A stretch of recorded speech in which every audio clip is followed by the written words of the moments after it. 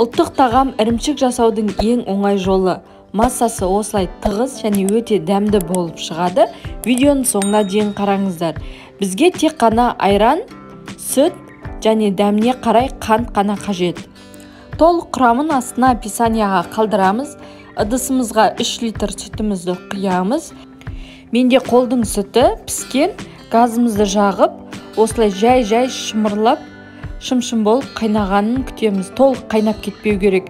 Енді қайнай бастағанда 250 грамм айранымызды құямыз.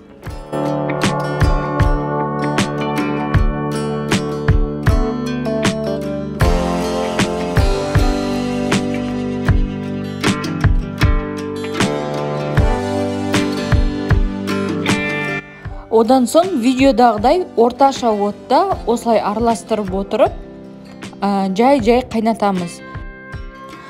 Осылай қайнап, бетіне қаймағы шығып, жай ірімшігі жиналып бірге бастайды.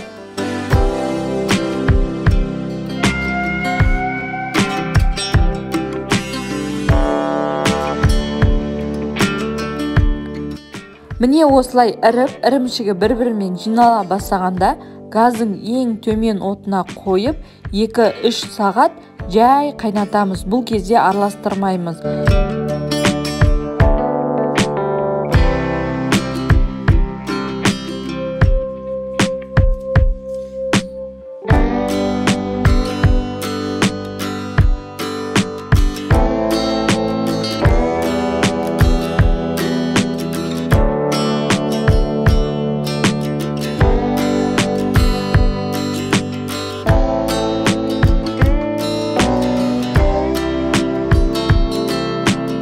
Міне осылай ірімшігіміз бірігіп, тығыздалған соң, сары түске айналғаннан соң, үстіне дәміне қарай қант саламыз, араластырмаймыз. Осы қантымен бірге 40 минуттай сары суы азайғанша жай отта қайнатамыз.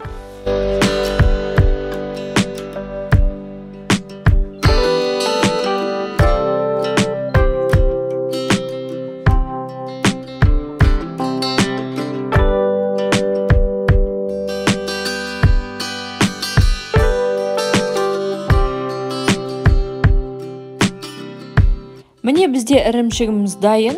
Душлакта, марлыда осылай сүзіп аламыз. Марлымен жақсылап біріктіріп сүзіп, ауыр затты үстіне қойып, 5-6 сағатқа қалдырамыз.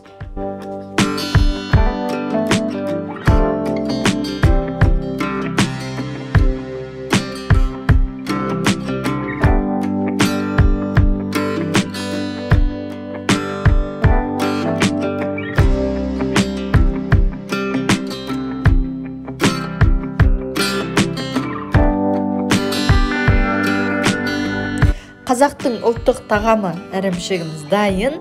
Иісі де дәмі де өте керемет, жұмсақ және массасы тығыз. Видео ұнаса, каналыма тіркеліп, астына комментарияға пікірлеріңізді қалдырыңыздар. Астарыңыз дәмді болсын.